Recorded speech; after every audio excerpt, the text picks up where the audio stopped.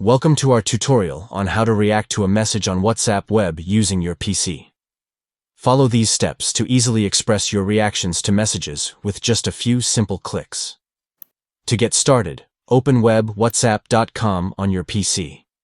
Access WhatsApp web through your web browser to interact with your messages and engage with your contacts seamlessly. Find the message you want to react to within your chat history.